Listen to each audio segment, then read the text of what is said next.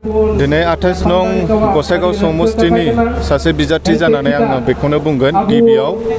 जोंनि UPPL दोलोनि मिरुनि मानगोनां आफादगिरि प्रमद बर' सारखौ आङो रोजा रोजा साबायखर बावदोङो लोगोसे जोंनि UPPL नि साफ्रोमबो दैदेनगिरि बिथांमोनखौबो आङो साबायखर बावदोङो आरो जोंनि जे मित्रजोट बहाय BJP नि साफ्रोमबो दैदेनगिरि बिथांमोनखौबो आङो साबायखर बावदोङो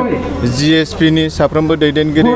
लोगोसे AGP नि साफ्रोमबो दैदेनगिरि बिथांमोनखौ आङो साबायखर बावदोङो मानोना बिथांमोना जथायै दिनै आंखौ सायख'नानै बाव 28 नं गसाइगाव समस्तियाव सासे बिजाथि महरै फसंबाय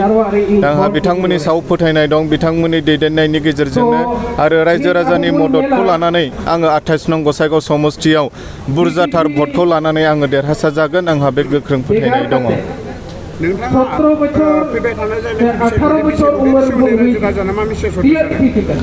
फैबाय थानाय जे बिसायख'थि बे बिसायख'थिखौ लानानै आङो रायजो राजानिसिम बेखौनो खावलायनो हास्थायगोन जे जोङो गोथौयै सिन्था खालामनांसिगोन मानो होनोबा थांनाय 15 बोसोराव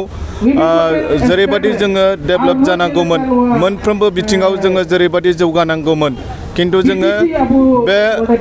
28 नं गसाइगाव समस्तियाव BPF नि मानगोनां जाय MLA दङमोन बेवहाय माजेन्द्र नार्जारी बिथाङा जोंनि बे 28 नं गसाइगाव समस्तिनि रायजो राजानि थाखाय बेबादि जेबो खामानि मावनानै होनो हायाखै बिनिखायनो रायजो राजा बिथांमोना गोथौयै सिन्ता खालामनांसिगोन जे बे थांनाय 15 बोसोराव जोङो जेरैबादि डिप्राइभ जानानै थाबाय जों बिनिफ्राय जुदि उदां मोननांगौबा बे खेबाव जोङो सोलायनायनि खाथिराव जोङो बयबो जाहाथे मोजां मोनसे सरकारखौ हास्थायनानै मोजां मोनसे खुंथायखौ हास्थायनानै जाहाथे बयबो भट होयो आरो बयबो जाहाथे फैबाय थानाय समाव जोङो मोनसे मोजां खुंथायखौ जोङो मोनफुंनो हायो। नोंथाङा सानो नामा जायनाखि BPF दोलोनि बिजाथि बिथांखौहाय फेजेननानै नोंथाङा देरहासार जानो हागोन? गमामायैनो सैथो जे बियो सैथो जे आङो बे 28 नं गसाइगाव समस्तियाव जेखि केन्डिडेट फैया माने गुबुन दोलोनिफ्राय आङो बिथांमोनखौ फेजेननानै आङो देरहासार जानो हागोन मानो होनोबा जोङो बेबाराव जोङो हारसिङै नङा जोंनि UPPL जों लोगोसे बेवहाय BJP दंफायो GSP दङ AGP दङ जोङो मोनब्रै दोलोजों ज' जानानैसो जोङो बे इलेक्सनाव जोङो बाहागो लागोन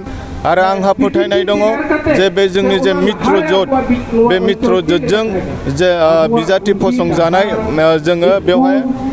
इजिलि जोङो देरहासार जानो हागोन।